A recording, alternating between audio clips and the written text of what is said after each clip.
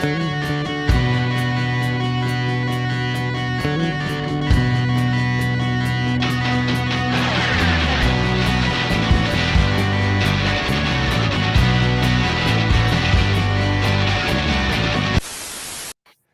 evening, everybody. It is July 9th. We're in the first weekend of Stampede. God help us all. We're not going to be talking very much about that, though, tonight. We got a lot of other stuff to talk about. Welcome to another live episode of The Breakdown. You're listening to the podcast version or the recorded version, in which case it's not live for you. We go live Sundays at 8, though. So, if you want to hang out with us at one of those times, that's totally cool. But in the meantime, and in between time, I'm your host, Dave Pike. We got a lot to talk about tonight because even though it's Stampede, and that is typically the time of year when all of the politicians from all of the places come to Calgary to try to demonstrate that they maybe or maybe not know how to flip pancakes and maybe or maybe not bought some new shirts, maybe or maybe not bought some new cowboy boots. Usually that's a time where there's not a lot going on in politics, but nonetheless, this week we had a lot of things going on. We're going to start with some local events that happened here in Calgary again, unfortunately. And I say unfortunately because I am talking about the let's go with protests, I guess, that have been going on for a couple of weeks now. Now, these are protests that are ostensibly being billed as being organized by members of the Muslim community, although there's been a lot of people who have been very quick to point out, yeah, well, that's not us, though. That's those guys. And we're going to talk about that just a sec. But there have been rolling protests that have been going on. The claim is that these protests have been going on because these people are worried about gender ideology being taught in their kids. This is one of the posters that they've been circulating on social media, and allegedly in the real world too. They actually paid for paper and ink for some of these. We haven't seen any copies, so do with that what you will. But what are they upset about? Well, let's go right to the poster. Join us in a peaceful protest this Friday, July 7th, to protect our freedom of choice and protest against the introduction of gender ideology in public school curriculums. Let's all say in one voice that is our right as parents to raise and educate our children according to our own beliefs and values. Which in and of itself sounds kind of benign. Like, there's questions about public schools, there's questions about charter schools, there's public questions about religious schools. All of that could be a nuanced discussion. But it sounds like what these people are saying is they want to be able to have a voice in how their children are educated. Now, when it comes to the broad term of gender ideology, it gets complicated real quick because there's some things that are just matters of, I don't know, settled science that are some of the things that these folks are taking issue with. There's some of these things that they claim are happening in schools that are maybe happening in schools in other countries, but they're not happening here, and they're certainly not happening in Alberta. But that's not, at the end of the day, let's be honest, that's not what it's really about.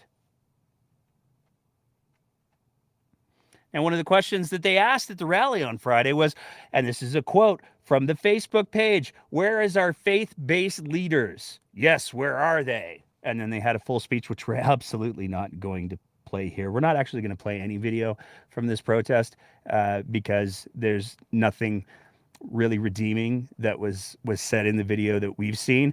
But they're asking the question, hey, where are all the faith-based leaders? And the answer is pretty straightforward. They want absolutely nothing to do with this shit show. Because not only are they grossly misrepresenting, the organizers of these protests, grossly misrepresenting what these protests are actually about, what they're actually for, but they're polarizing and weaponizing things that maybe they shouldn't be doing. Now, you might be asking, what kind of things could they possibly be weaponizing? They're just there to protect the kids. It's not like they're using kids as pawns to advance a political ideology that has nothing to do with the Alberta-based curriculum. It's not like anything like that. They certainly don't have kids waving "fuck Trudeau." Oh, wait, they do. At the protest on Friday, they got two kids to stand up and wave the fuck Trudeau flags that have the little maple leaf instead of the U word, so it's not really profanity. They had these kids standing up in front of the crowd of, I think there might have been a whole 30 people there, waving not flags about curriculum, not flags about gender, not the pride flag, not the straight pride flag, not anything to do with what the topic, I guess, of the protest was. They had kids that they were weaponizing against the prime minister. Now, you can either like or not like the prime minister one way or the other. That's fine. But if you're going to say, we don't want kids to be exposed to hateful speech, we don't want kids to be exposed to polarizing politics, to prop kids up at the front of a crowd and have them waving those flags, you're doing worse than the thing that you're accusing the other people of doing. The people who are hosting these protests aren't hosting these protests because they're worried about gender ideology in schools. They're trying to get attention for themselves. They're trying to weaponize politics. And worst of all, they're weaponizing kids. Again, for the cheap seats, a quick reminder, Justin Trudeau, the federal government, have nothing to do with curriculum development or implementation in the province of Alberta, full stop. There's absolutely no overlap between Justin Trudeau and the Alberta curriculum that, by the way, was designed, redesigned, and implemented by the UCP. The only reason to have those flags out there is because you're trying to politicize a thing that you really shouldn't be politicizing at all. And like I said, it's absolutely appalling that they're not only using kids as weapons, saying, oh, we're just trying to protect the kids, but they're also literally politicizing these kids and having them wave these flags. But moving on from there, there's been some other activities over the last little while. And one of the big ones that we got to talk about has to be the port strike in BC. Now, there's a whole lot of layers to this that are a lot of fun to unpack, but there's also some pieces that are critically relevant to some of the industries that exist in Alberta. So one of the things that we saw, Danielle Smith came out with a tweet where she said this past weekend, 7,400 workers began strike action across the ports of British Columbia, immediately disrupting Canadian and global supply chains. This strike action has the potential to cause substantial economic harm on families and businesses across Canada, including here in Alberta. Our government is monitoring the situation and echoes the concerns of various business groups on the negative impact this will have on the Canadian economy. Danielle Smith and the UCP don't like it when people mess with borders unless they drive trucks and also have the same flags that we just talked about in our first story. It's kind of weird like that, where, you know, we saw Danielle Smith calling the folks who did the blockade at Coots heroes. She allowed one of them to be invited, more than one of them, to be invited to the legislature for her first throat speech. Danielle Smith has made it very clear, hey, if you're doing it in the name of freedom, then we're all about blocking the borders. But if you do it in BC, well, now she's got grave and serious concerns about what it is exactly that you're up to.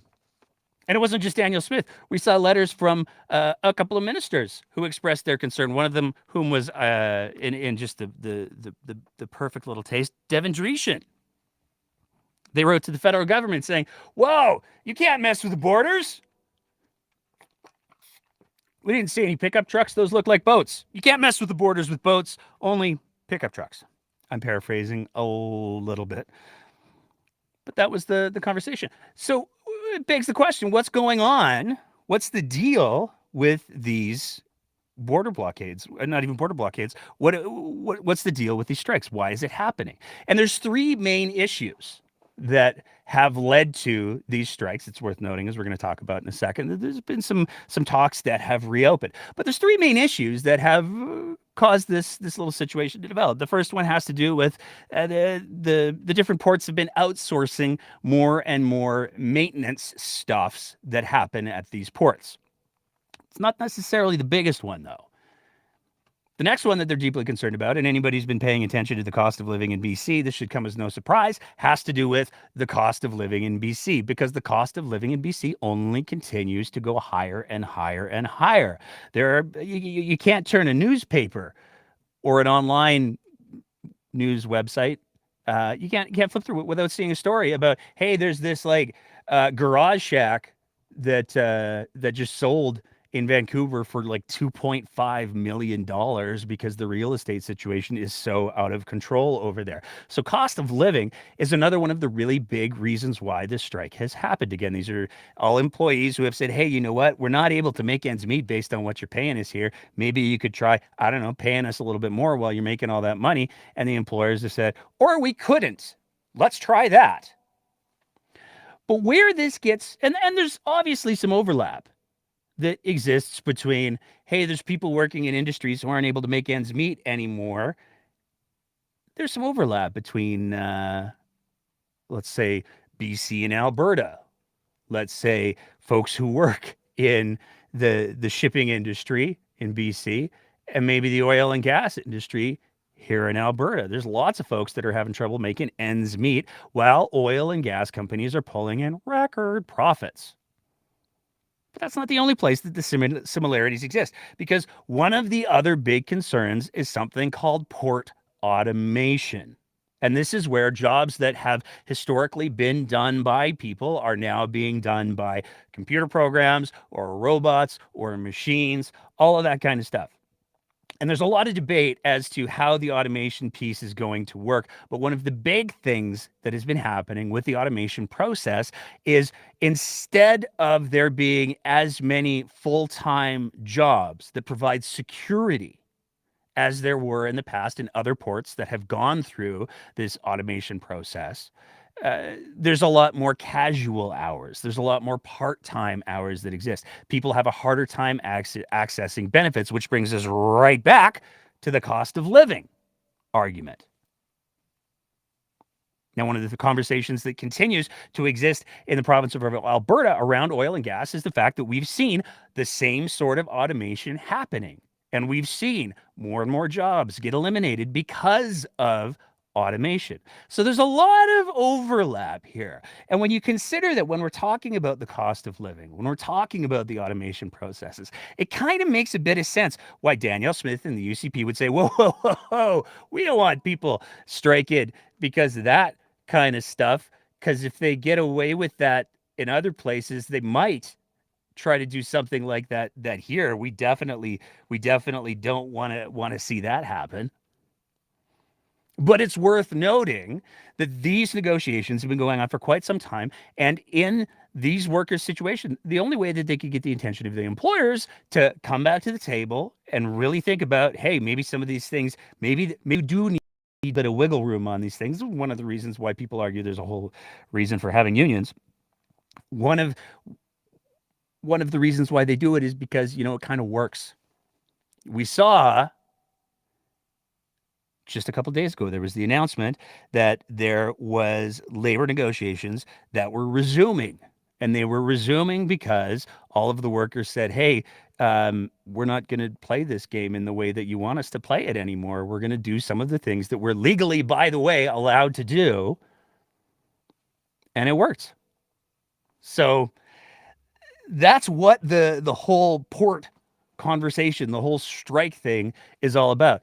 There's rampant hypocrisy that we're seeing from not only Danielle Smith, but multiple other ministers as they say, whoa, don't mess with the borders unless you're driving pickup trucks and Justin Trudeau's the target.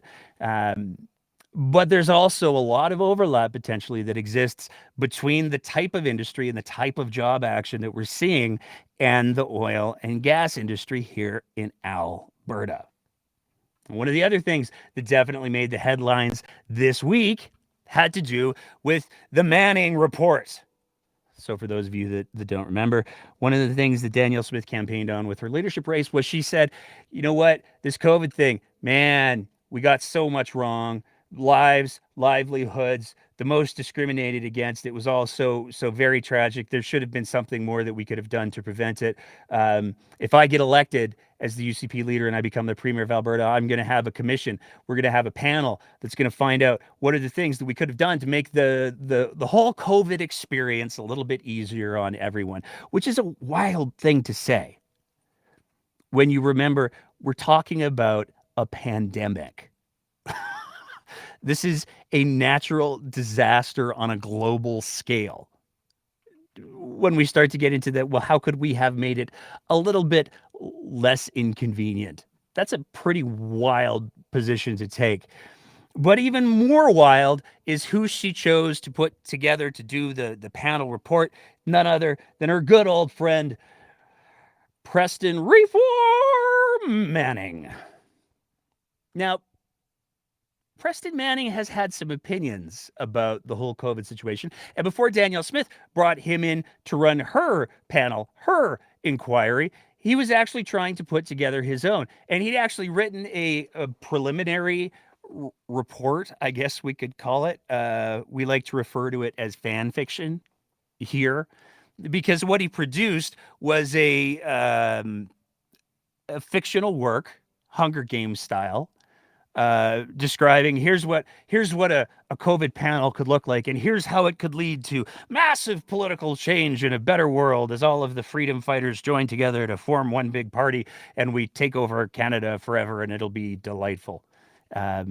This I'm not even joking. You can read this thing. It is a conservative dystopian train wreck of the worst quality.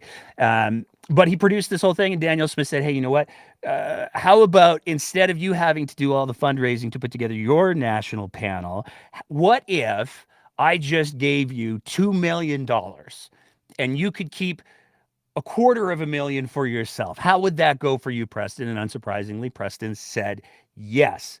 But there's been some problems. The first one is the panel has, they were supposed to submit their final report by the end of June. Now, apparently that's happened, but the public isn't going to get to see this public inquiry until November. They might be wondering what is it about this report that's going to take 4, 5, 6 months to sort out the typos and get rid of the Orwellian ending, fictional Orwellian ending that Mr. Manning may or may not have added to this thing. We don't know. We didn't get to read it. But there are some things that we do know. There are some reporters have been doing some really, really impressive work keeping on top of this. And one of them is a reporter named Matthew Black. He's done a series of FOIPs, Freedom of Information Act requests, where he has asked about, hey, so what were the responses that you got? One of the things that this panel did very early on is they said, hey, you know what? Let's throw it out to the public. Hey, public, what would you have liked about your COVID experience? Should there have been more strawberries or perhaps a better fruit bar? What would have really done it for you to make your COVID experience the best possible COVID experience that it could have had? And the results weren't probably what Danielle Smith and Preston Manning wanted to see. Overwhelmingly, the most common results that we saw had to do with an emphasis on expertise. They wanted the decisions made during a pandemic to be made by people who were qualified to make them. They didn't politicians showing up and taking over press conferences. They didn't want politicians making decisions that they had no background or expertise in. They wanted more emphasis on expertise. 17.1% of all responses said we want more emphasis on expertise. Next in the category, 16.6% wanted greater powers and independence for the chief medical officer of health. One of the big criticisms that came all the way through the pandemic had to do with the perception, and there were some reports that seemed to argue that the perception was more than a little bit real, but the perception that maybe Jason Kenney was kind of telling Dr. Dina Henshaw what she was going to do, when she was going to do it, how she was going to say it, all those things. And certainly that's a sentiment that Dr. Henshaw echoed, where she said, well, it's my job to advise. I'm not the decision man. I'm not the decider. As we get down into the smaller numbers, that's where we start to see some of the more extreme views. 15.2%, which is again less than half of the first two categories. They were against public health measures. There was dissent. 6.8 against vaccination. This is my favorite category, though. 6.8% of the responses to the Manning panel were incoherent. They looked at 6.8% of the responses, and they couldn't figure out what it was that these people were talking about. That just makes my day in about every way that a day can be made, I think.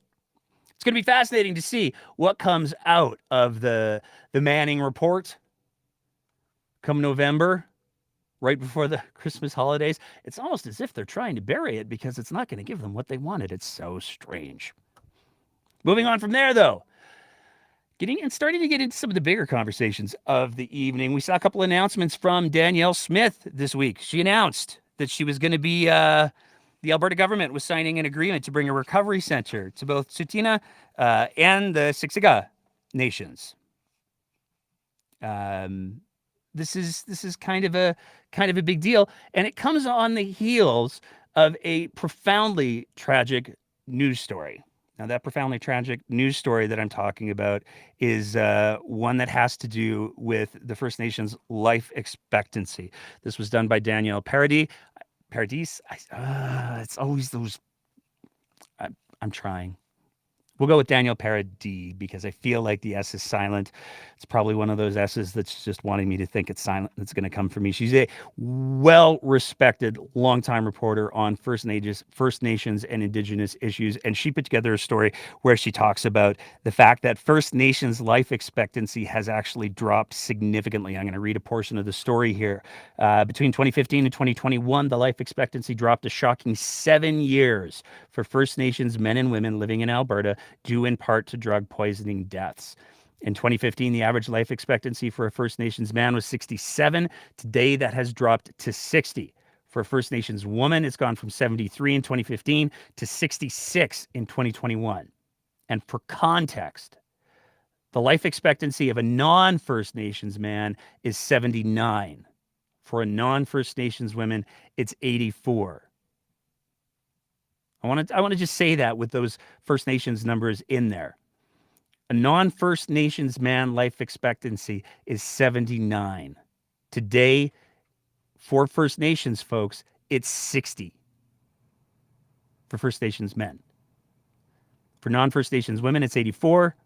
For First Nations women, it's 66. Now, this story is an important one for more than a couple of reasons, but one of the biggest reasons is one of the biggest sources of information. One of the person who provides the most color and context on the story is none other than Dr. Esther Tailfeathers. Dr. Esther Tailfeathers is the physician who was responsible for running the Indigenous Wellness Corps with Alberta Health Services for a good chunk of time until she tried to hire Dr. Dina Henshaw to work in the public health area of the Indigenous Wellness Corps. Dr. Henshaw was hired after the whole memo debacle, where there was some question as to whether or not the memo was authentic for a little while.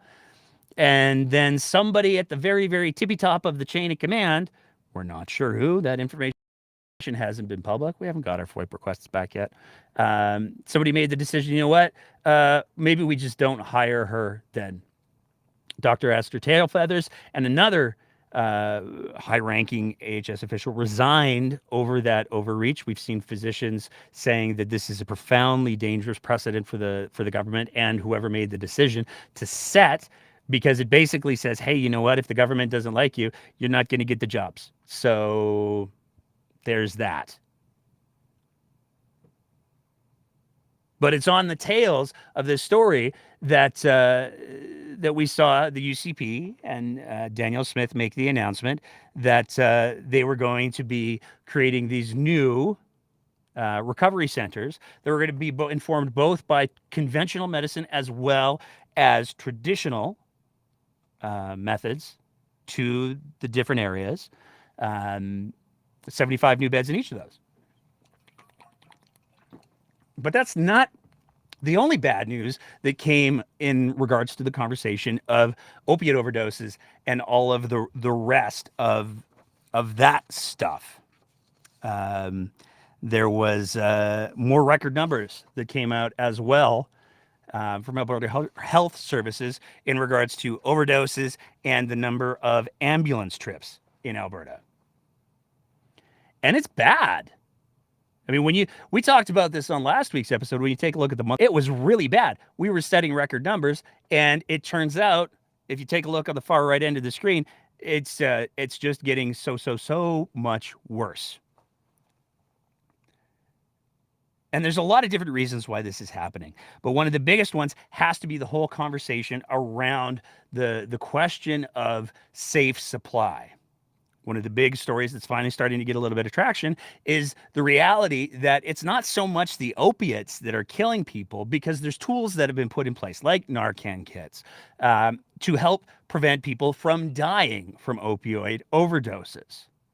But we're now seeing more and more stuff that's getting mixed into the supply. They're talking about sedatives like xylazine that are making their way into the mix as well.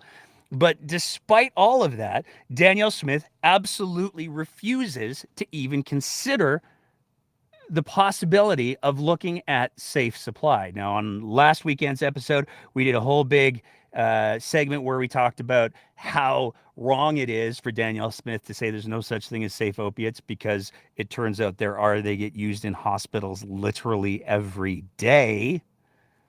But Danielle Smith refuses to even look at it. And she's very, very clear about who's going to be running these recovery centers, who's running the game on when it comes to the province's strategy. One of the quotes that we saw this week circulating was, "This is the reason why a recovery-oriented system of care is not being led by Alberta Health Services.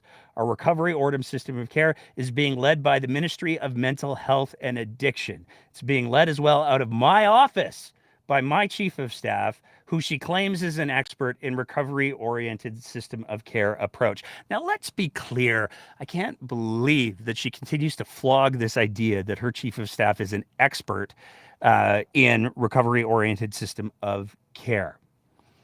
She's talking about her chief of staff, Marshall Smith. Marshall Smith has a complex and colorful history. He spent years working in government. He developed a substance abuse issue. He ended up going into treatment after spending some time being homeless. And then he started running recovery centers.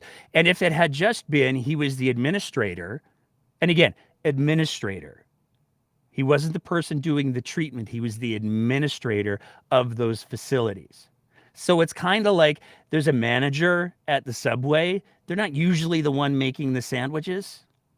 They're just the ones managing payroll and all of the utilities and all of that kind of stuff. They're not the sandwich artists. If he had just been an exemplary manager, then it probably wouldn't be nearly as controversial as it is. But there's been multiple media reports about allegations having to do with Marshall Smith allegedly utilizing people who were working in recovery and forcing them, in effect, to work on political campaigns, to do phone calling. So not only is he not an expert, certainly not a medical expert, he's not a physician, but his history is a little, let's go with, problematic, at the very least because of the allegations that have been levied against him. Dandy Williams is not a mental health or addictions expert by any stretch of the imagination, but he's the Minister of Mental Health and Addictions. Dandy Williams is also the guy who brought us conscious rights in his first year as an MLA. Dandy Williams is also one of the people who's very much against women's access to health care. He's pro-life, anti-abortion. So he's not an ideologue at all. That was sarcasm. He's totally an ideologue. But that's who's running the show. We've got an administrator of a couple of addiction centers who had accusations of exploiting the people who were in treatment there. And we've got Dan D. Williams, who likes to drink beer in the legislature. And I'm not even joking about that. There's video. We just didn't pull it.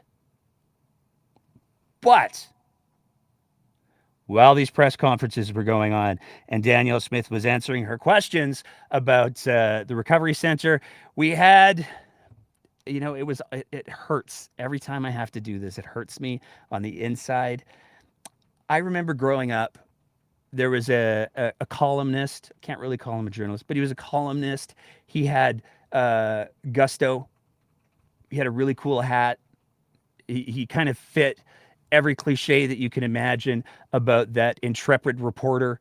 Ran for mayor once, and then it seems like he just sold out all the way. Potentially related or unrelated to that, I'm not sure. We're going to play this little video clip here. Post media.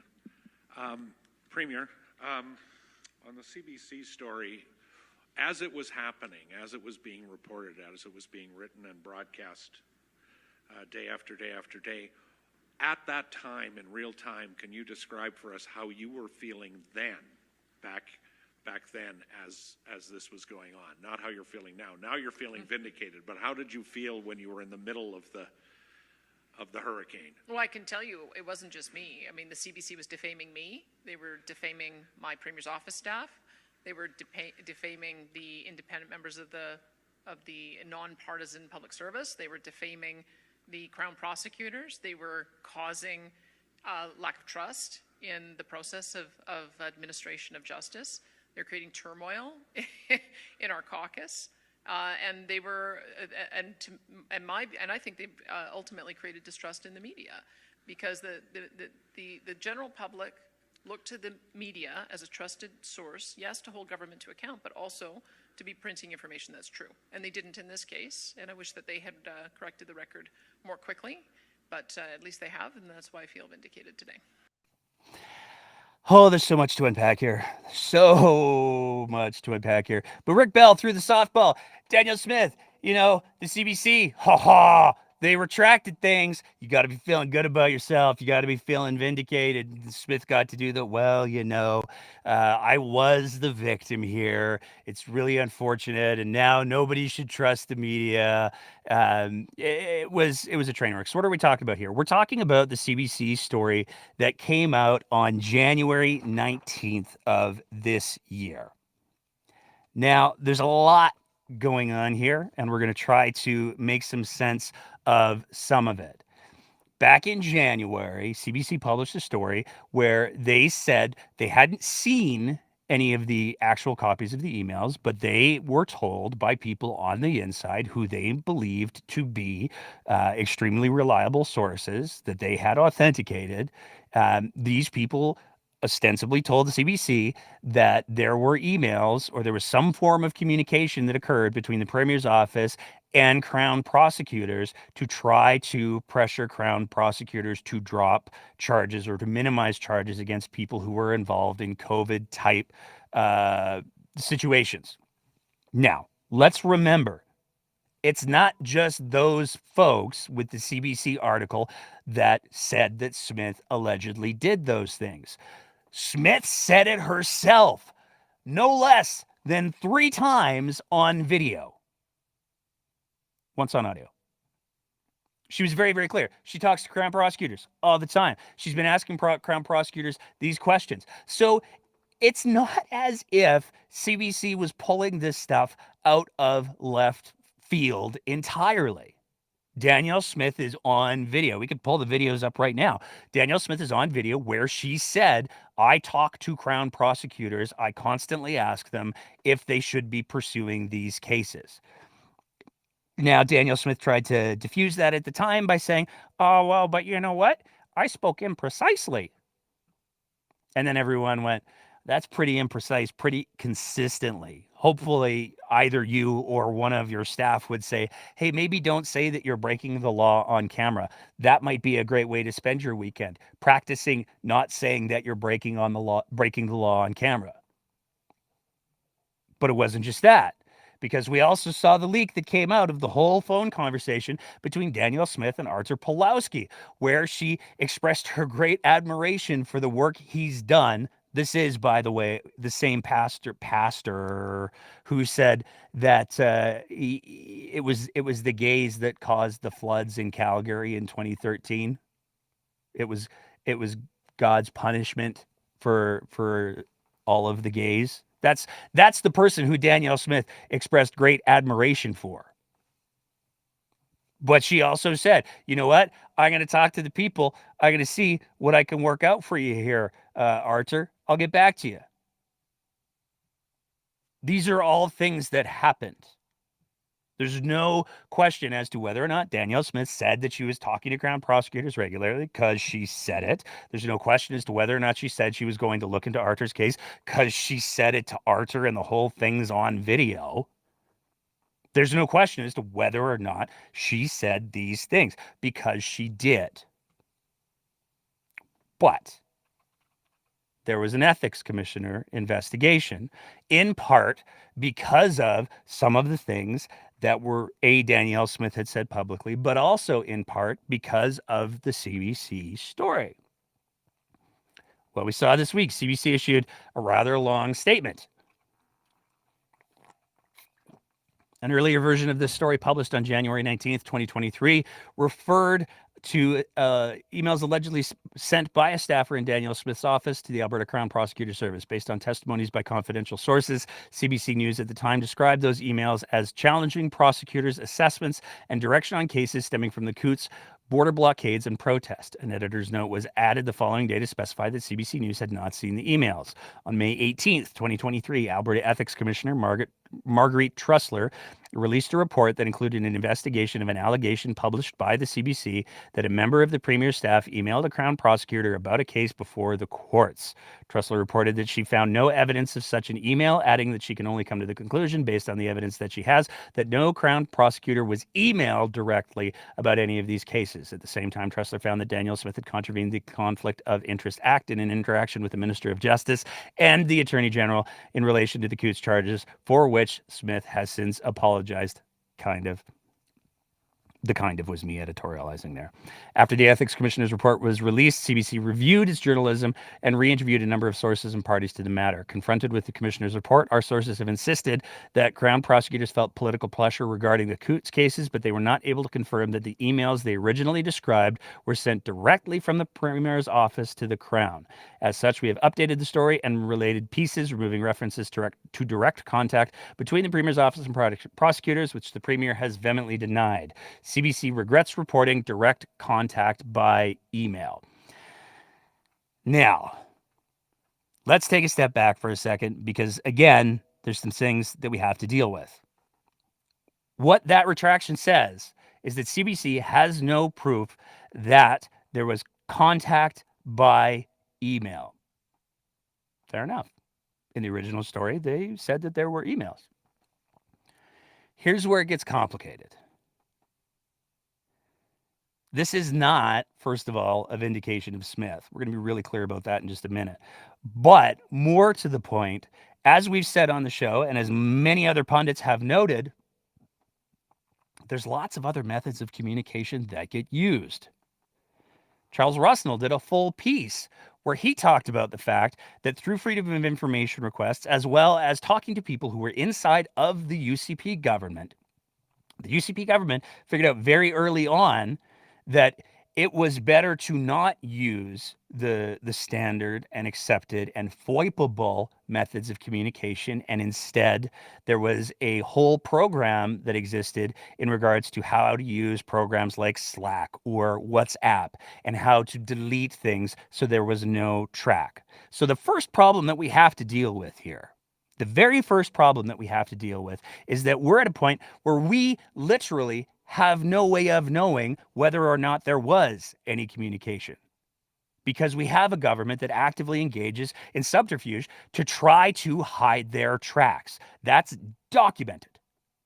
So we have no way of knowing whether or not there was any kind of communication that wasn't explicitly government emails. And the fact that CBC seems to be very, very clear about emails in their reversal lends itself to the possibility that maybe there was other forms of communication that were going on. It certainly wouldn't be off-brand. Danielle Smith maintains her subscription-based locals page to this day.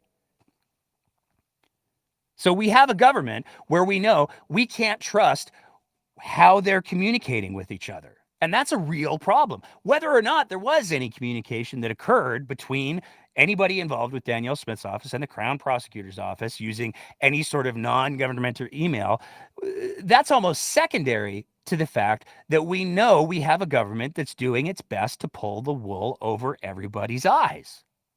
That's a real problem. But the bigger problem that we have to deal with is that we have people who are running around making claims that, hey, you know what? Oh, you've been vindicated, Danielle. The boy, that's just got to feel so very, very good. And it's not just people showing up at press conferences. Let's remember one of the interviews wherein Danielle Smith bragged casually, leaning back in her chair, about the fact she's talking to Crown prosecutors all the time. She's got this covered. Don't you worry, Ezra. Was in an interview that she did, a year-end interview that she did with the Rebel Media with Ezra Levant. One would think that maybe that wouldn't be the first go-to or the second go-to for the Premier of Alberta to have this conversation after she got herself into hot water last time. As we saw this week, one would be wrong. Never, maybe since the time of Stockwell Day, seen an assassination attempt through media like I have. Yep. The CBC in January said that you or your office had sent emails Yep. threatening and pressuring prosecutors to drop certain prosecutions. They swore on a stack of Bibles Yep. it was real. The government, the civil service, the neutral civil service examined more than 1 million emails. None were found. Mhm. Every prosecutor, every single one testified they had not received such an email. Mhm. Everyone in your office testified. And a former judge, Marguerite Trussler, said there was no evidence at all. This was all before the election. For 6 months, the CBC held on to that lie. Mhm. Only yesterday, July 5th, did the CBC write a grudging correction that those emails never existed. Mhm. How do you deal with wicked liars like that? I'm full of rage for that's not journalism. They were your chief opponent. I put it to you, they were your chief opponent. Well, and it's frustrating too, because what do they get? $1.5 billion from the federal government.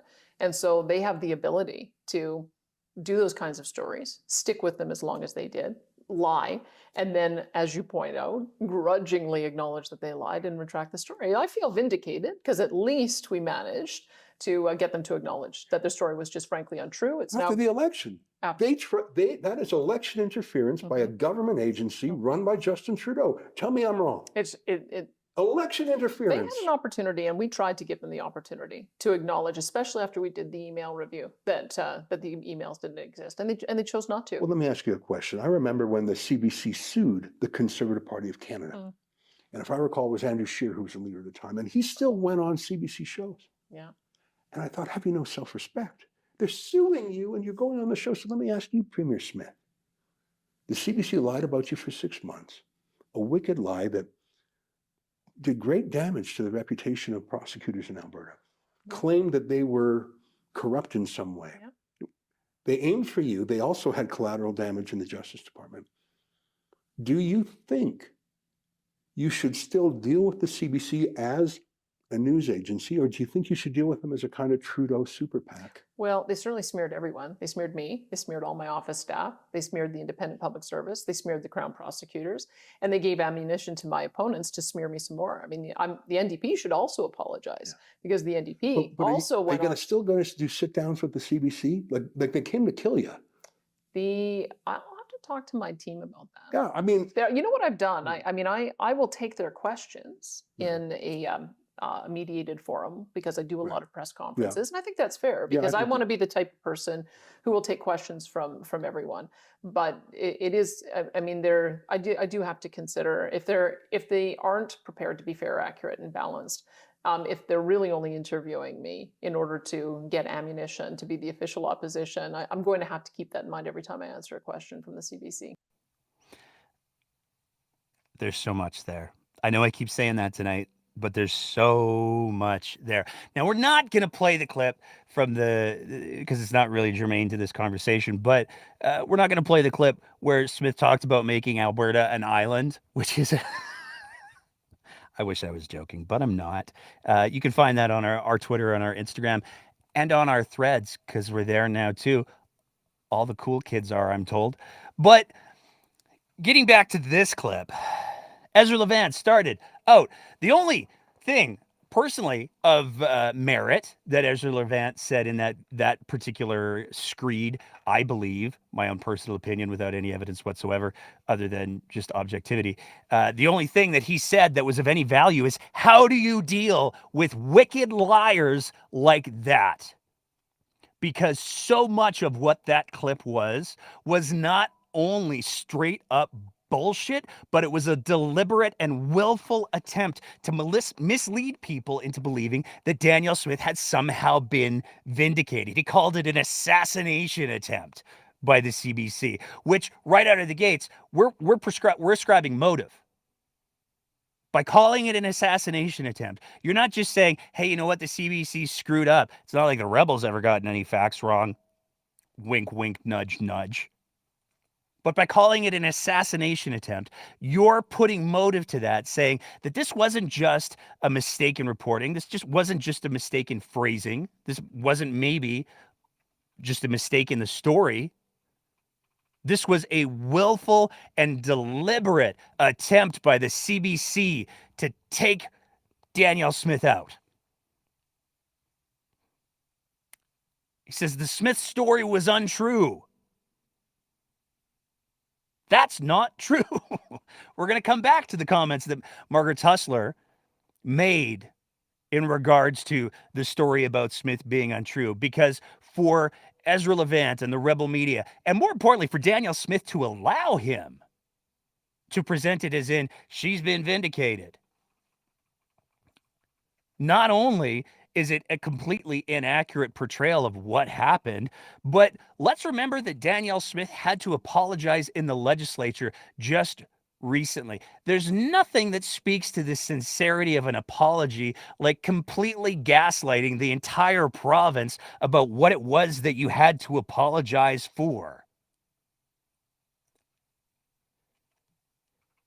But where it gets really insidious is the comments about CBC and the federal funding. Now, yes, the CBC really receives federal funding. The CBC is also an arm's length organization. Not arm's length in like the UCP, AHS kind of way, but legitimately an arm's length organization. The federal government, whether it's conservative or liberal or whatever, has no influence on how the CBC does their stories. That's built into legislation. It's built into the rules. But it's also worth noting, CBC isn't the only people that get government funding. Post Media gets gobs of government money. There's lots of media organizations that get government money. And there's a good reason for that. Good investigative journalism doesn't sell beer. It's hard to make money to pay for all of the things doing real journalism. So it's subsidized by the government, like many other essential services are subsidized by the government. And there's nothing wrong with that, because as we've said many times on this show before, the foundation of any healthy democracy is a well-informed electorate. And you need objective journalism that does in-depth investigative stories, that is willing to own their mistakes and say, hey, we've got to issue this retraction because it appears like some of the wording that we used may not have been 100% accurate.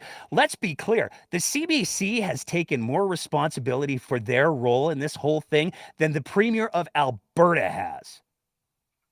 She's government funded too, by the way. But the whole implication that Justin Trudeau has some sort of super PAC availability with the CBC, and that maybe, this was maybe the CBC was just attacking you because Justin said so. Now, obviously, Ezra didn't say those words, but he did say, should we just treat the CBC like it's a Justin Trudeau super PAC? They did try to assassinate you. Justin Trudeau does have control out of them. Any idiot can draw the lines together of the picture that Ezra's trying to paint there without actually saying it. And at no point does Danielle Smith, the Premier of Alberta, say, hey, I think you might be crossing a couple of lines there. I think maybe that's not appropriate. Nowhere in that story did the CBC allege that Crown prosecutors were corrupt. Nowhere in that story did CBC say, you know what, Danielle Smith's office, maybe they tried to reach out to the Crown prosecutors, and then the Crown prosecutors just bent over and did exactly what Danielle Smith said for them to do. That's simply not what was, is, or ever has been in that story. That's a fantasy. And it's a fantasy, one might speculate, that Ezra is spinning because maybe he gets some more subscribers out of this. Maybe people go, oh, you know what? The Rebel, they don't take any money from the government. We should give them money to lie to us, I guess. Because saying that the CBC called the Crown prosecutors corrupt is a lie. Also saying that Margaret Tressler said that the story was untrue is also a lie. Let's take a look. Just go down memory lane a little bit and take a look at what it was that the ethics commissioner, Margaret Tressler, actually said. What she actually said was, speaking to an attorney general about a specific ongoing criminal case, in the way that Premier Smith did on the call with Minister Shandro is not acceptable. Just as was the case with Prime Minister Trudeau in the SNC-Lavalin case, Premier Smith was the only person who, by virtue of her position, could clearly exert influence over the Attorney General and had the power to remove Minister Shandro from his position as Minister of Justice and Attorney General. I believe that Minister Shandro must have felt considerable pressure and concern for his tenure as minister as a result of the call. In the whole scheme of things, it is a threat to democracy to interfere with the administration of justice. It is the first step towards the type of judicial system often found in a non-democratic or pseudo-democratic country where members of and friends of those in power are shielded from prosecution or are acquitted by the courts on the instructions of those in power. As well, those opposing the government face trumped-up charges and are convicted based on political instructions to the judiciary, which slavishly follows the government agenda in order to keep their positions. This independence is a cornerstone of any democratic society, and democracy will fail without it. So let's be super clear. Those were all Margaret Tressler's words. I don't know who reads those paragraphs and go, it's a vindication. Danielle Smith did nothing wrong, except for, try to corrode the foundations of democracy. It's also probably worth noting the conversation that Danielle Smith with Tyler Shandro didn't happen via email. The conversation that got Danielle Smith in so much trouble because she was explicit that she wanted the Archer-Pulaski problem to go away because she was concerned about the optics. That conversation didn't happen via email. That conversation happened over the phone. But that's not all that the ethics commissioner had to say. In my opinion, Premier Smith contravened Section 3 of the Conflict of Interest Act in her interaction with the Minister of Justice and Attorney General in relation to the criminal charges Mr. Pulowski was facing. At this point, I make no recommendations with respect to sanctions against the Premier for consideration of the Legislative Assembly of Alberta, but reserve the right to make recommendations once the Legislative Assembly is back in session. She also then made a recommendation, I'm going to paraphrase here, that all MLAs and newly elected school officials have to go, newly elected government officials have to go to school for a remedial course in here's how government works. You've run for the job. You've got it now. Let's talk about what the rules are. Maybe don't try to use the mechanisms of government to your own personal gain. Let's be really clear here. Imagine, if you will, somebody makes plans They're going to go rob a bank. And they drive to the bank. And they maybe park in the handicapped spot at the bank. Maybe they got a couple tires crossing over into the handicapped spot before they go into the bank and rob it. And they go into the bank and they rob it. And they get all the money. And they do it on video. And then they brag about it to their social media networks that I robbed the bank. I got all the money. Ha ha. And then the police come and charge them. And not only do the police come and say, hey, you know what?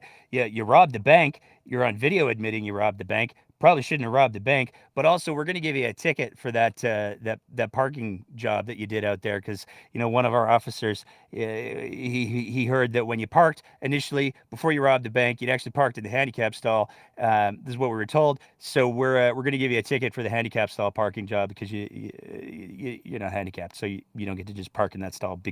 So we're going to charge you with the handicap parking stall violation, and we're going to charge you with robbing the friggin' bank. And then it comes out, oh, you know what? There's no actual proof that this person parked in the handicap stall. And the bank robber, after having been convicted by the judge for robbing the bank, after having admitted to robbing the bank robber then goes, you know what? I'm free on the parking ticket. I'm vindicated, everybody. Because that's what the Premier of Alberta is doing. And to look at the orchestration that's going on in regards to getting the message out there that Danielle Smith's been vindicated is not only just not accurate. The CBC got one part of the story wrong. The ethics commissioner found that Danielle Smith broke the law. She violated the Conflict of Interests Act, and she did so to her own advantage. She's trying to. That's the facts. That remains true. That's why Danielle Smith had to apologize in the legislature. But now, just because CBC got one element of the story that they've retracted, Danielle Smith is feeling vindicated. She's feeling great. It just proves that the CBC, they're not fair, they're not balanced. And, I'm not going to correct you at all, Ezra, about the Trudeau government launching this assassination attempt against me. It's absolutely ridiculous. And it's embarrassing. And the unfortunate thing is that there are a lot of people who are only going to hear Danielle Smith saying, I've been vindicated. And they won't realize she got vindicated for the parking job. She still robbed the bank. And we got a couple of loose ends we're going to try to tie up because that got heavy. So we have a couple of lighter little fun stories that we're gonna try to get through real quick. One of them has to do with the mandate letters. The government said no more mandates, has been handing out mandate letters. I stole that joke from the Twitter machine.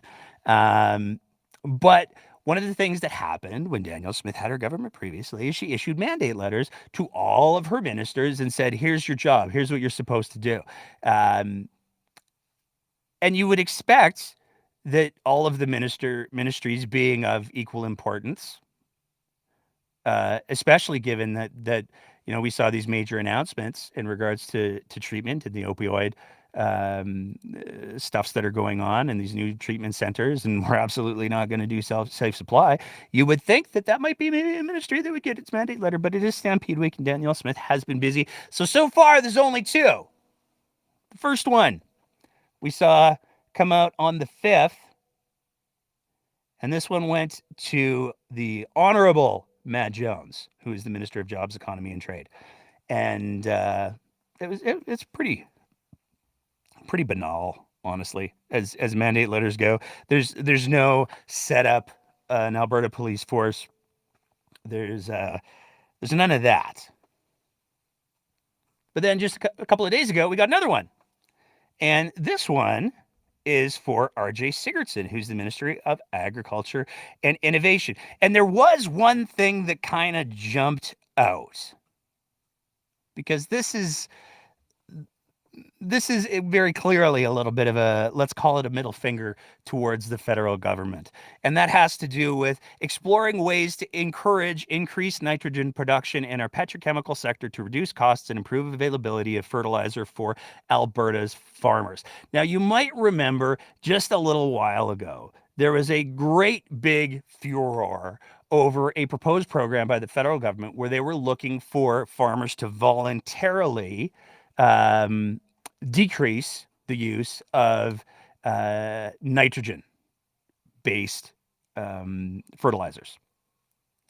So there's a couple of comments that we wanted to highlight from the report that the federal government put out, because at the time the federal government was very clear, hey, we're going to look at ways to decrease nitrogen fertilizers because they're bad. They make a lot of carbon problems. Just how bad? Well, there's a little graph right here that seems to spell it out pretty clearly, because this is from their report, Direct and Indirect Emissions from Synthetic Nitrogen Fertilizer Applications 2005 to 2020. And not only do you see that there is a significant increase over time, but there's a significant increase in direct emissions. Now, obviously, we need food. That's an important thing. And obviously, we don't want to see farmers not being able to make food. But there's a couple of quotes that are important to take into context from the overall report. So this one comes from Fertilizer Canada. Canada can raise production levels with aggressive but realistic adoption rates of 4R and management practices and substantially reduce fertilizer N2O emissions by 1.6, by 14%. This substantial reduction can be realized with growth and production of key grains and oilseeds, maintenance or improvement of crop-based economy, and reduction in carbon intensity. So that's from Fertilizer Canada. Those folks have got a little bit of a stake in the game. They're saying it can be reduced. Well, this is from Farmers for Climate Solutions, because as it turns out, there's a lot of farmers that actually do care about the climate because it kind of directly impacts their ability to do their jobs. While many farmers currently apply nitrogen at agronomic rates, the research clearly shows that the average Canadian farmer could reduce their N application rates by 10 to 30% and experience very small yield losses or no yield loss at all. So there's some wiggle room to decrease the nitrogen that we're using for the farming, is the Coles notes. But here we have the mandate letter that says, well, how about we just start using more and more nitrogen? Because reasons, I guess. But we got a couple of other fun little moments that we want to talk about. Some directly related to the Alberta politics, some directly not. One of them comes to us from the NDP. Everybody's writing letters these days. Everybody's writing all of the letters to all of the people because that's the fun thing to do, I guess. We saw this letter come from the Alberta NDP critic for small business, where he wrote directly to Chrystia Freeland, where he's talking about in effect, the COVID loans that were given to small businesses during the pandemic, asking for an extension, the CEBA repayment deadline. Now, this is interesting for a couple of different reasons. The first reason is he's an opposition critic.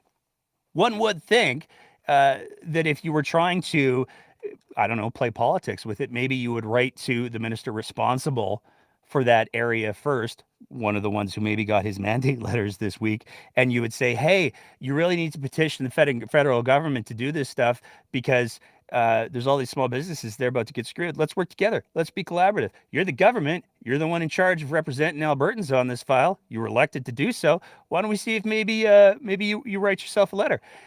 And then when the UCP doesn't write that letter or they don't advocate on the issue, then you can turn around and say, hey, you know what? We tried to take it to the UCP, but they're clearly not in the business of representing small businesses in Alberta. They're too busy answering to their corporate overloads or whatever narrative you want to try to spin with it.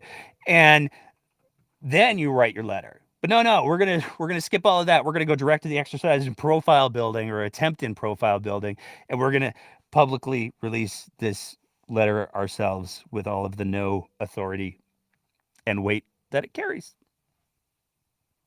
See, we can make jokes about the NDP too. And then there's Mr. Parker. So we talked last week about David Parker, and we talked about Take Back Alberta, and we talked about how I was very, very sad because I wasn't going to get to say the name Marco Van Huigenboos with the frequency that I've enjoyed for the last year and a half, 2 years, because Marco was the chief, the CFO. He was the money bags guy for David Parker and Take Back Alberta. And after David Parker went after the UCP president Cynthia Moore in a series of tweets that accused her of being tyrannical and many other bad things. Marco did an interview with Don Braid where he said, "This is too much. Parker's gone too far. I can't." And we had a lot of fun last week on our episode where we talked about, hey, it's kind of neat, isn't it, that David Parker has become too extreme for Marco Van Huigenboos, who is one of the alleged organizers of the Coutts blockade. And it was really funny because you got a guy who's one of the alleged organizers for the Coutts blockade, and he's saying that David Parker is too extreme for him. So that's funny. It was fun. We enjoyed it for like a couple of days. And then Marco did this. He released this apology. "I'm sorry, David, please take me back" letter, where he said, "Over the course of the long weekend, I've had some time to reflect on the events of the past week, in particular the article written by Don Braid. In light of that, I wanted to share my thoughts. Politics can be passionate, and I can also be very persistent in my approach and in communication. While we work to achieve political objectives, we often let our differences as conservatives take precedence over the many values we align on. These differences are used to exploit the movement and create division. As conservatives, we are allowed to be adamant on our values, but we must remain both civil and respectful as we communicate and work to implement these values. David and I have had disagreements on many things in the past that are relevant to the many values that we both share. Our professional working relationship in TBA has ended, but I remain deeply committed to the values that TBA strives for and the conservative movement in this province. Earlier today, I called David Parker and apologized for my public comments last week. We had a brief discussion on our shared values, the conservative cause, and how we can continue to work together on those shared goals."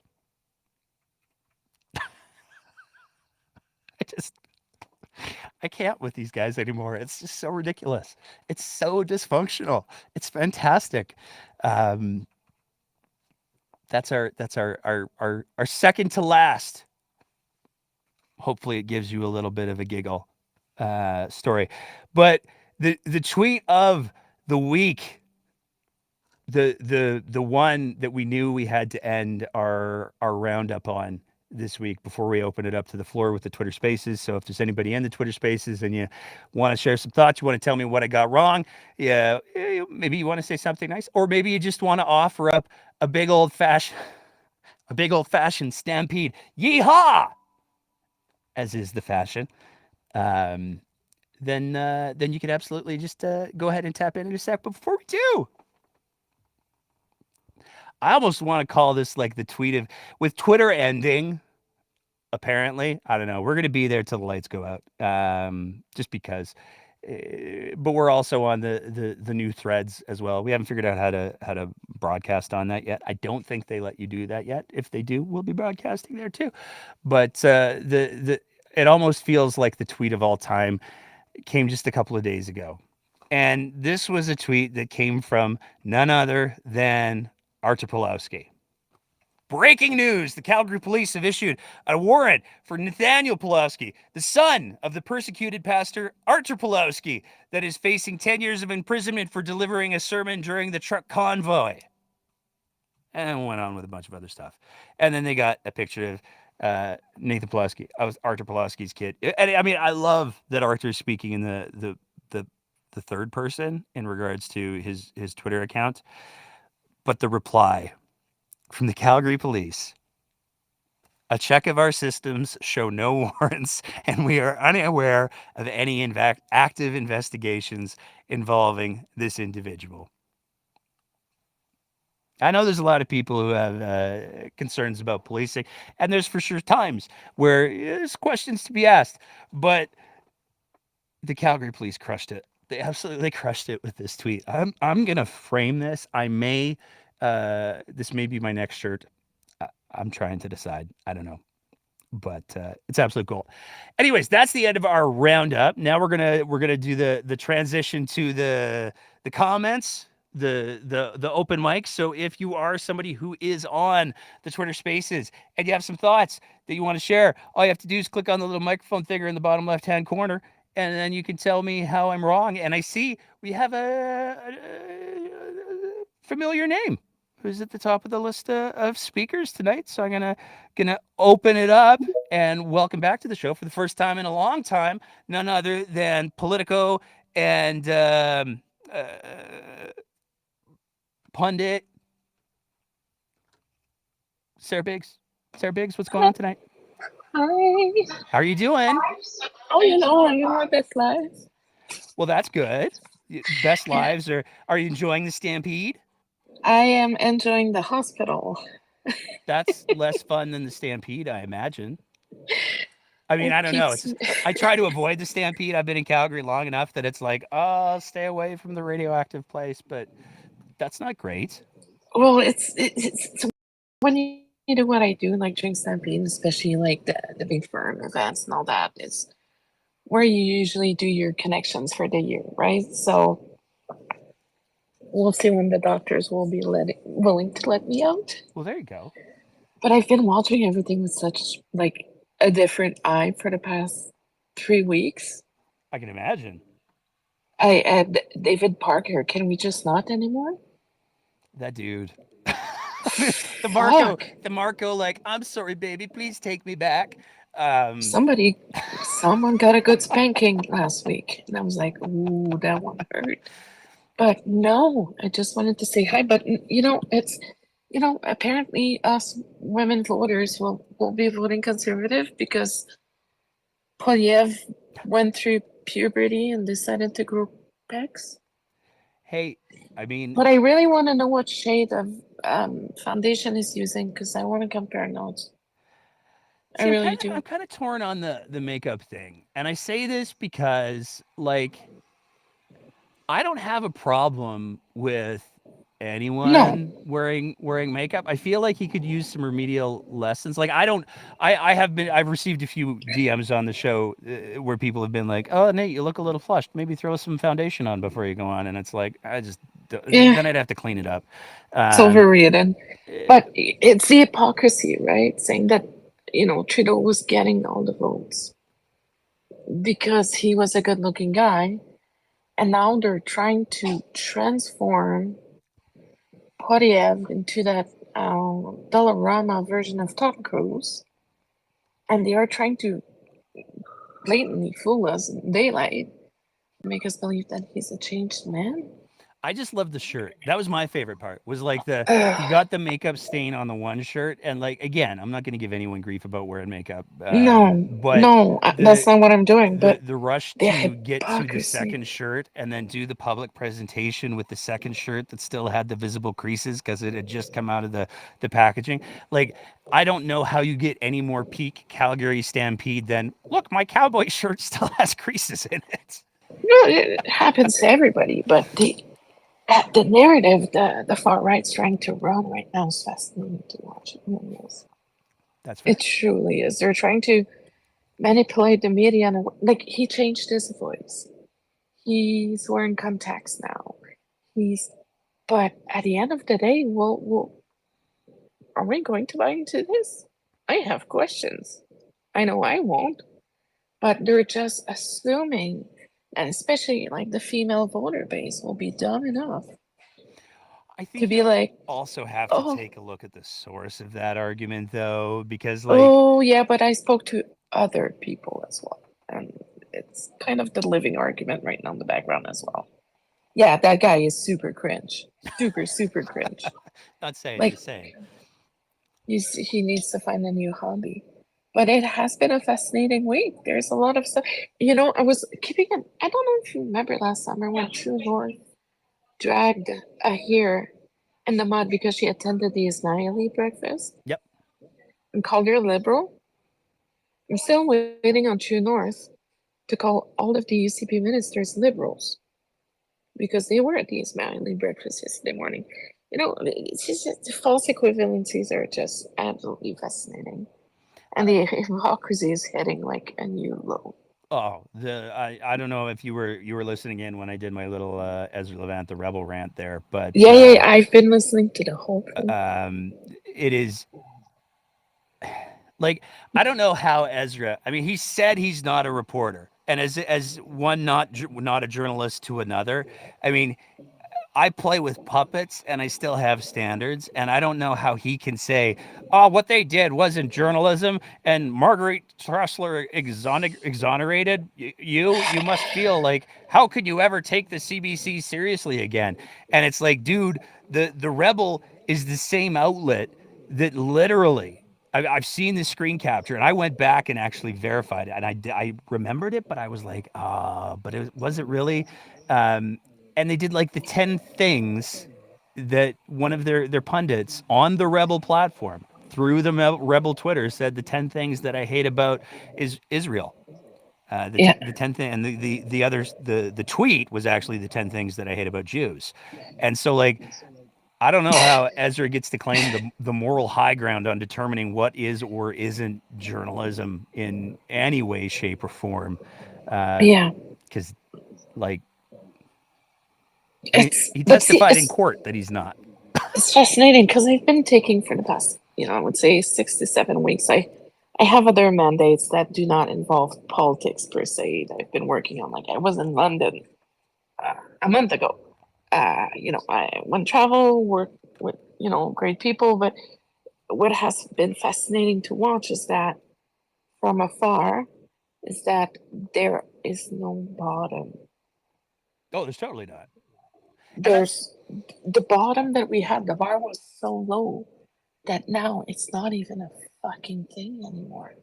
There's no bar anymore. It's been buried. That's the problem that I think that we have to contend with the most, is that we have a political party that has now been in power for 2 terms that has openly said, we just have no standards whatsoever. We're going to do whatever's best for us. And if we get caught, we're just going to lie about it later. So hope you're okay with that, everybody. And we saw in this election, more people said, well, I might not be okay with that.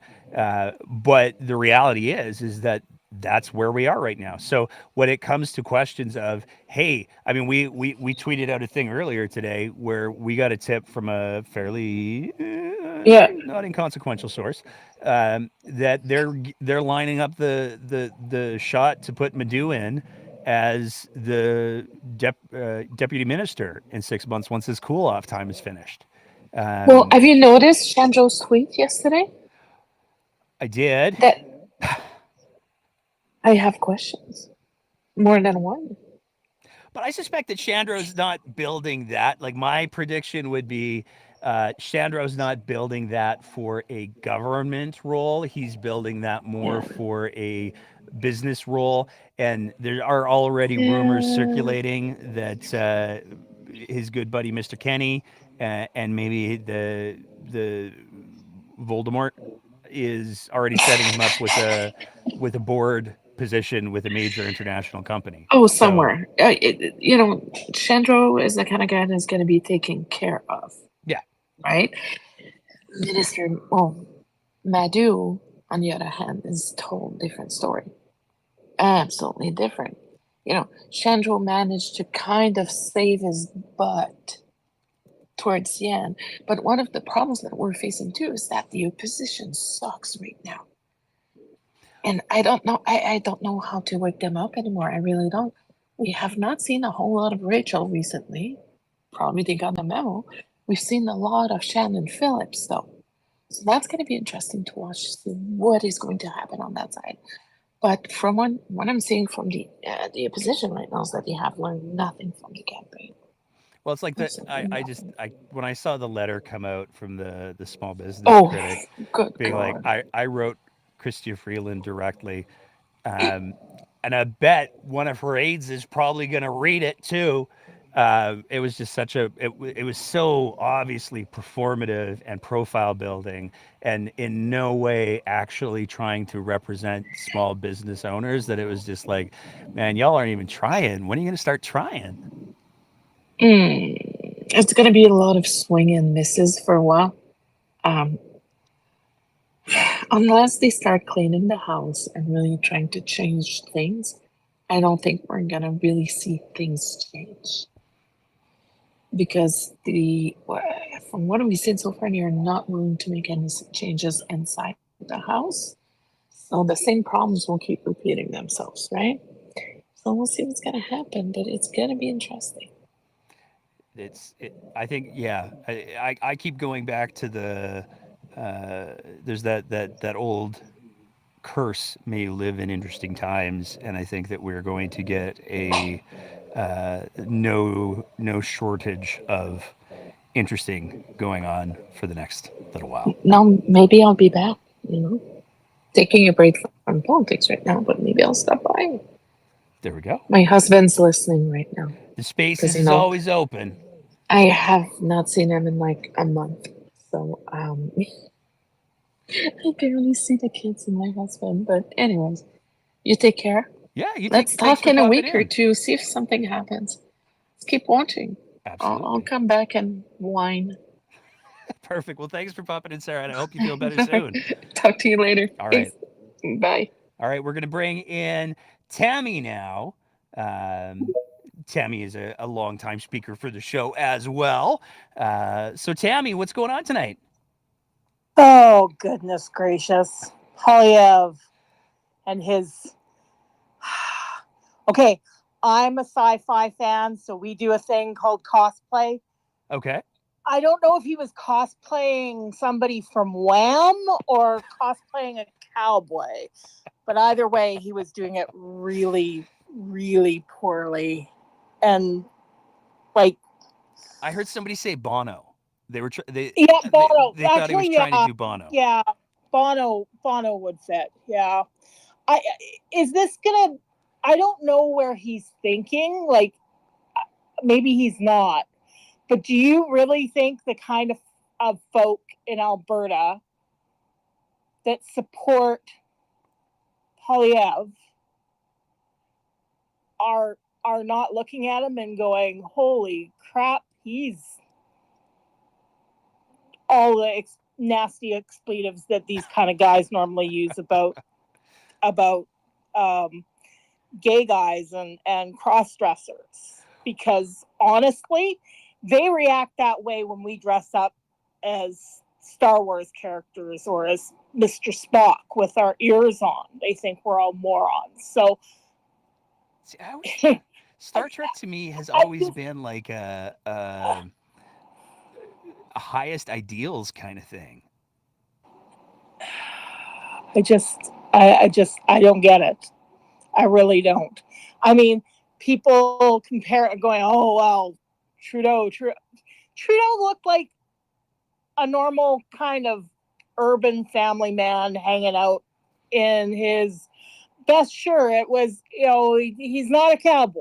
He's all boots and no saddle. But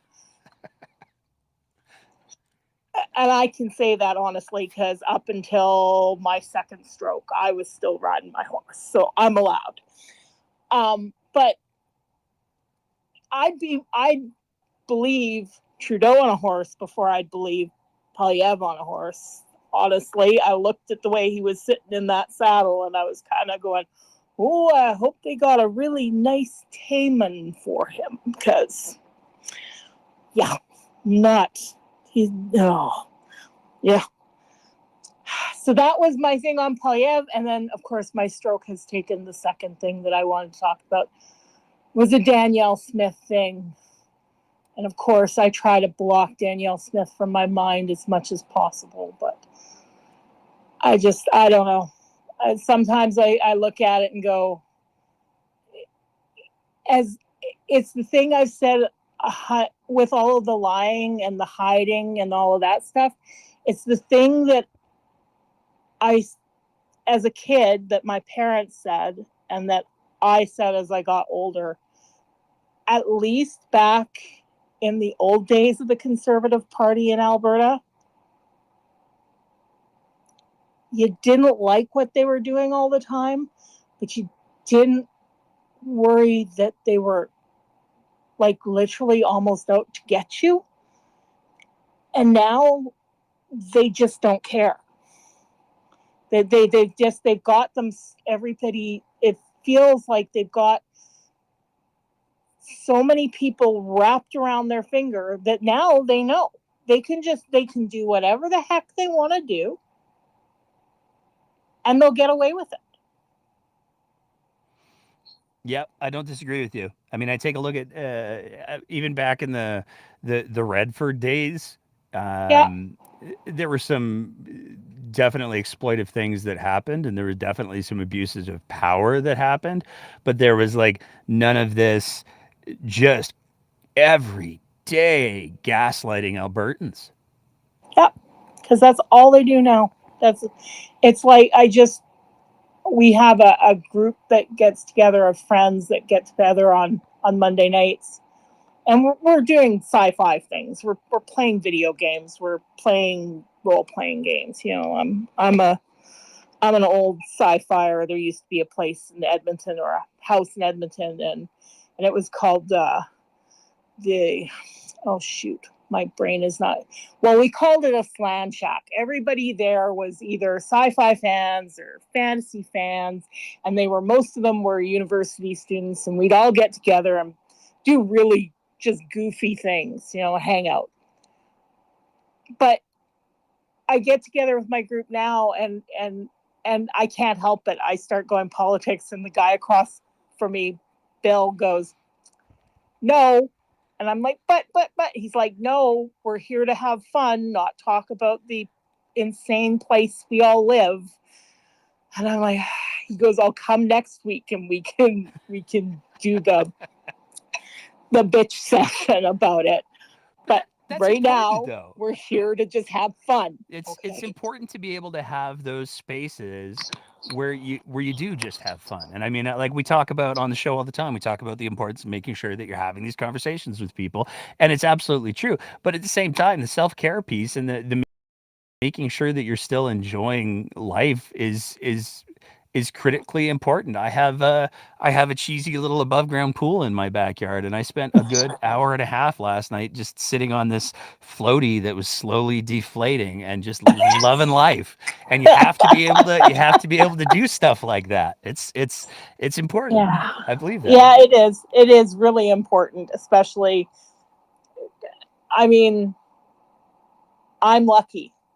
And I've said that 100 times, and you probably heard it say me 100 times, because as a disabled person, I lucked out. I literally did not lose my work skills except for the speaking part. And I was able to find a company, and I get so annoyed with people, "Well, you could have found a company in Alberta." No, I really couldn't. They weren't interested in hiring me because all they could see was the disability. I tried to get a job with a company in Alberta. It was a company in Ontario that recognized, holy crap, this girl has got, 20 some odd years of experience and is switching jobs, and she knows her crap. It took a week for me to get employed. But I look at the stuff that goes on in Alberta, and I'm like, yeah, they gave the disabled folks in Alberta a handout, but I worry about them. I worry about the people that I made friends with when I was further down Well, on, I think on the there's the good pile. reason to worry. And I mean, I not to correct you, I always kind of grimace a little bit when I hear handout, because I really am a big believer that the measure of any society is how well they treat and care for their most vulnerable. Absolutely. And so it's the increases are good, and like we had a conversation a couple of weeks ago, the federal increases and the federal supports that are going to be coming in, as long as the province doesn't do any clawbacks on them, those will be good things too. But there's Yes, still so much better that we could be doing. there is. So yeah. There is. And I don't trust, like everybody says, oh well, they've promised. How long does a UCP promise last? Like I, I don't know.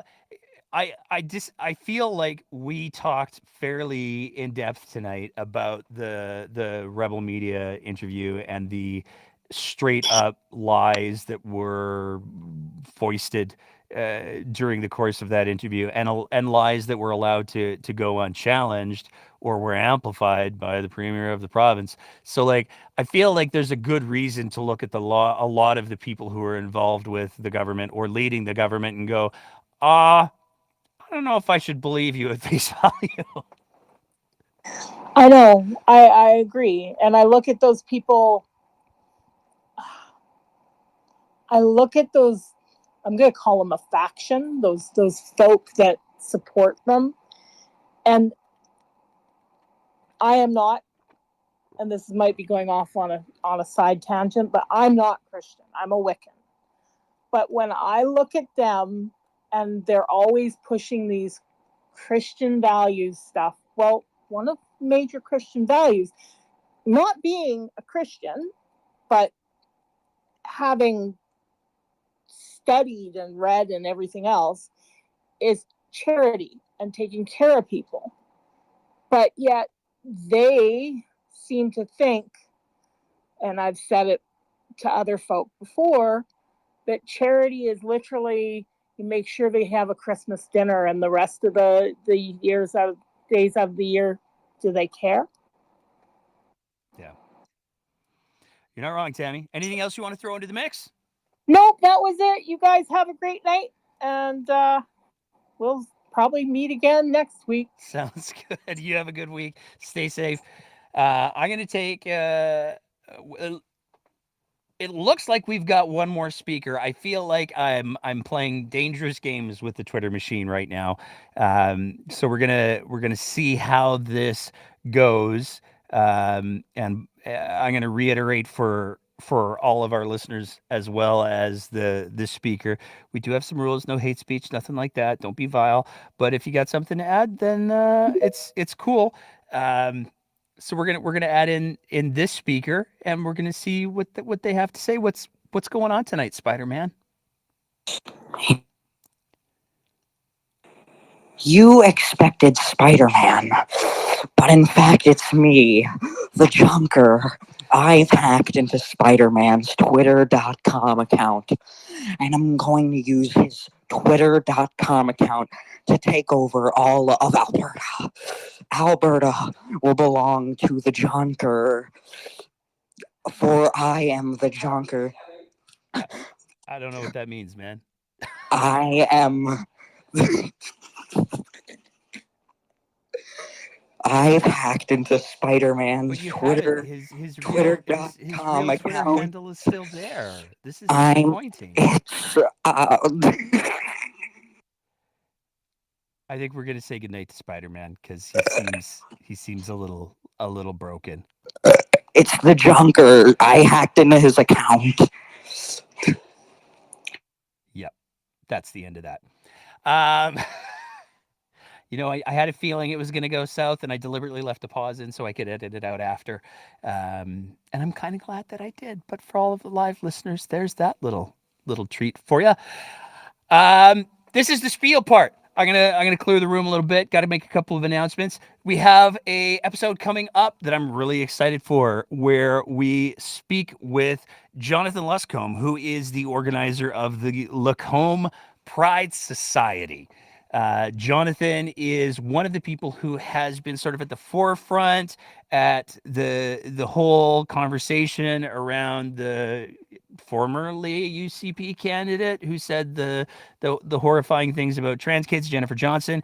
But he's got some good things that are going on in Lacombe. So we wanted to sit down, get his side of the story, get an update as to where things are, because Jonathan and the Lacombe Pride Society have been going out of their way to try to organize a meeting with Jennifer Johnson with let's go with varied success. And by varied, I mean the meeting hasn't happened yet. But it's a really good conversation. And then on Sunday, we actually won't be doing a live show next Sunday for a bunch of different reasons. But we do have a special little treat that we're going to be putting out on Sunday. A little while ago, we sat down with another podcast out of Eastern Canada. We're building bridges here. It's kind of what we do. The 905er. And we're going to be presenting a conversation with the 905er on Sunday. We will be back the week after for a live show, but this gives you a little bit of a break from having to listen to the live shows. And we also have a couple of other interviews lined up we're very excited about. We're going to be having some chats with, allegedly, we're going to be setting up a chat with at least one leader of an Alberta provincial political party. We're going to be having, if we can make the schedules align, we're going to be talking in the coming weeks about the Alberta curriculum, because we haven't heard a whole lot about where the curriculum implementation is and where it's going. We've got a new education minister in the province of Alberta. God help us. And so we're going to be having some conversations about the curriculum. We're also going to be having conversations. There's a little aside. There's a little thing I got interested in. And oh, look, Ziad's here, so we'll bring Ziad in at the very end. But one of the other conversations that I got interested in, this whole carbon capture, this whole carbon reduction. What does it mean? What is it actually? How does it work? And is it maybe one of the biggest missed political opportunities of the last provincial election?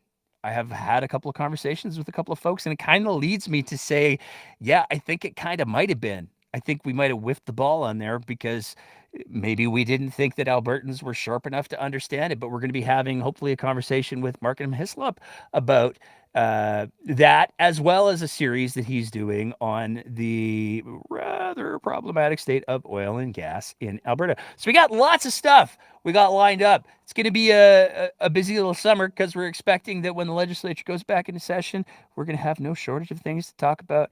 And so yeah, there's lots going on.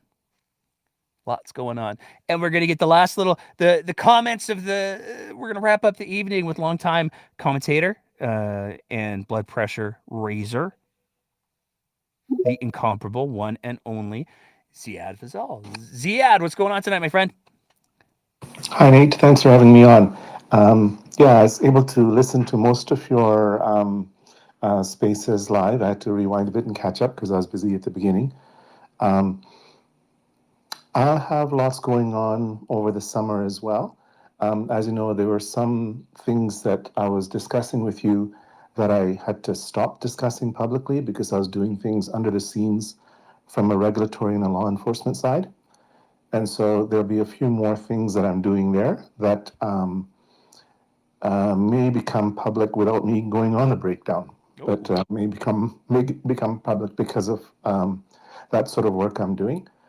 Yeah, over the next month or so, some information may become public related to emails being sent to the Justice Department and involving the matter that I was in. And yeah, there's not much I can say about that other than it will likely be in the news, and it likely involves a legal matter. And I'm looking forward to dealing with it. Looking forward to chatting about that once it breaks and you're allowed to. Yeah. Yeah, very much so. That's like saying M. Night Shyamalan has a new movie coming out, but we're not going to tell you anything about it. Yeah, yeah. I have to be careful what I say about it. It involves some wrongdoing and involves some communication with the Justice Ministry official, that should not have occurred or should not have been portrayed the way it was. So I'll I'll leave it there.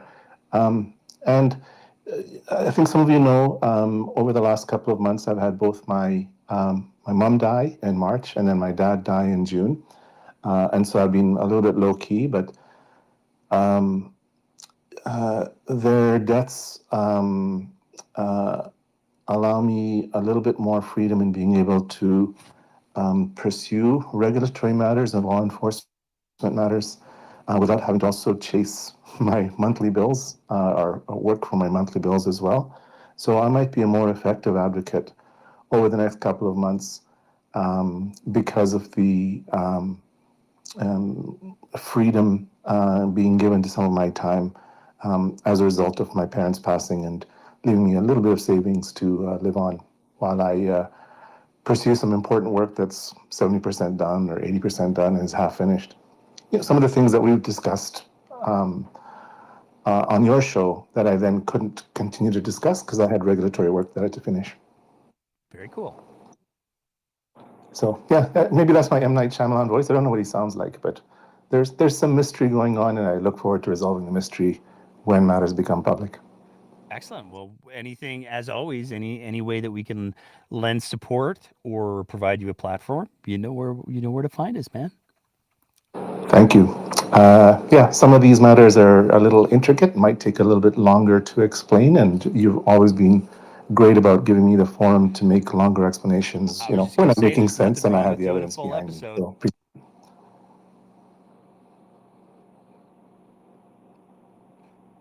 You still there, Zed? yeah, I mean, I'm Okay. saying that you've always been good about giving me time to make a longer explanation when I'm making sense and I have the evidence behind me. So I look forward to doing that when I'm in a position to do so. Awesome. Well, looking forward to hear about it. Thanks, man. You're welcome, Nate. All right. And that didn't raise my blood pressure. That was just a nice little teaser conversation with Ziad. So that's a new experience. That's kind of fun. Um, I think that wraps up our list of speakers, and I think that wraps up our content for the evening. So I'm going to go ahead and do the obligatory plug. Uh, as always, one of the reasons why we're able to produce the content that we do is because the support that we get from our wonderful Patreon supporters, and you too can be one of those wonderful Patreon supporters by signing up at www.patreon.com/thebreakdownab, where for the price of just a fancy cup of coffee a month, you can help us continue to do the things that we do. I'm such a bad salesperson. But in all seriousness, I want to say a big thank you to everybody who is signed up on our Patreon page. I know there's a lot of people who can't afford it, and they try to support us by listening and retweeting and liking and sharing and writing reviews on the podcast, all of that stuff. I want to say a big thank you to everybody who does that. Huge thank you to our comments section tonight. Good to see a lot of the regulars kicking around in there. I say it every show, but I do love the comment section that shows up, and I love the little environment that you guys have created in there. It's absolutely fantastic. Big thank you to all of our speakers tonight. Good to hear from Sarah Biggs for the first time in a long time, and hopefully the health stuffs resolve themselves soon. All of that being said, everybody, it's Stampede in Calgary. If you're in Calgary, drive a little bit extra safer, and try to show a little bit extra patience, because there's certainly some patience challenging folks that are out there. It's like the worst episode of Halloween that just goes on for 10 days, but the mini donuts are good. So do with that what you will. That's it for this episode of The Breakdown. Take care of yourselves. Pay attention to what's going on, because honestly, I thought that this was going to be a not very eventful week, and yet here we are coming up to 2 hours. So there's going to be lots that's going on. You can, as always, follow us on the Twitter machine. We're now on the Threads. We're on the Instagram and the Facebook, and occasionally we post videos to TikTok, but we don't pay any attention to what goes on over there. So don't look for interaction there, I guess is what I'm saying.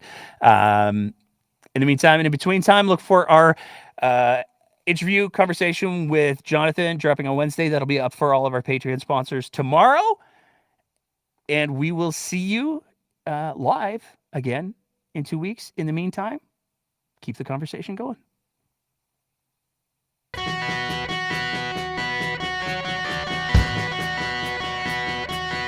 Bye.